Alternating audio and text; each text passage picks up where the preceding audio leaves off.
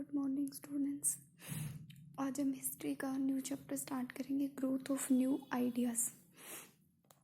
मतलब क्या है कि जैसे जैसे टाइम पीरियड बीतता गया वैसे वैसे नए नए आइडियाज़ जो है आते गए डिफरेंट एक्सपर्ट्स के। तो किसके अकॉर्डिंग क्या, किसने क्या कहा, कौन सा एक्सेप्टेबल था, वो सब हम यहाँ पर क्या है डिस्कस करेंगे। Towards the end of later Vedic period the society witness major changes. तो क्या है, जैसे जैसे वैदिक पीरियड ख़त्म होता गया वैसे वैसे सोसाइटी में क्या है विटनेस मेजर चेंजेस, क्या है बहुत सारे चेंजेस आए।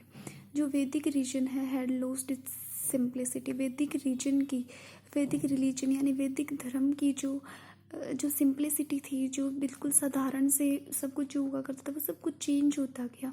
And started focusing on expensive rituals.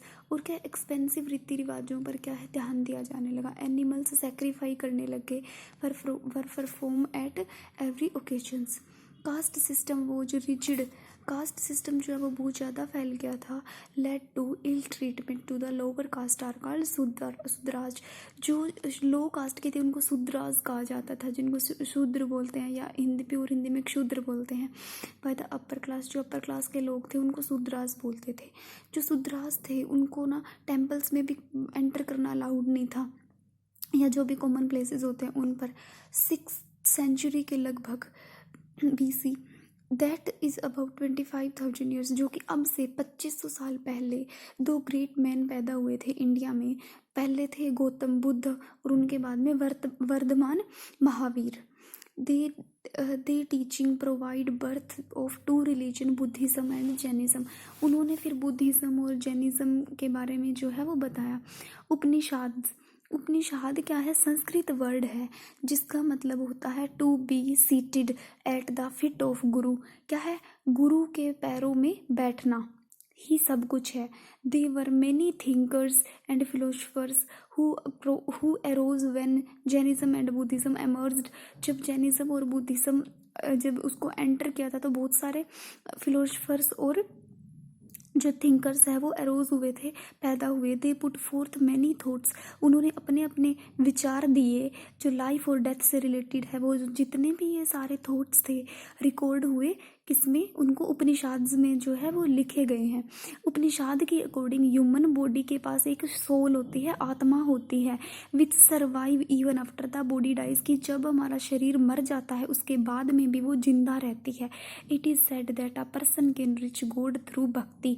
तो उपनिषद में ये कहा गया था कि कोई भी इंसान है वो भगवान तक पहुंच सकता है सिर्फ और सिर्फ भक्ति के माध्यम से। The Upanishad also thought the law of Karma. जो उपनिषद है वो क्या है, हमें लॉ ऑफ कर्मा के बारे में भी सिखाता है।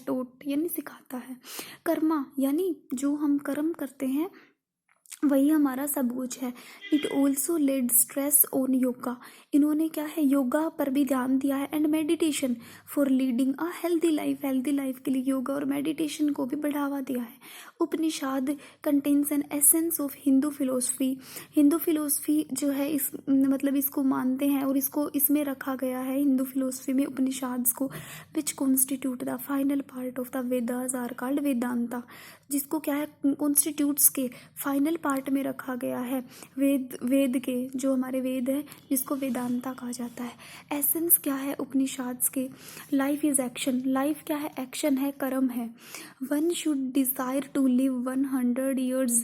क्या है, अगर एक इंसान जो है वो क्या है 100 ईयर्स तक क्या है जिंदा रह सकता है only by performing noble actions. अपने क्या है ग्रेट काम करके, अपने जो महान कार्य करके हजारों साल तक जिंदा रह सकता है सिर्फ एक इंसान।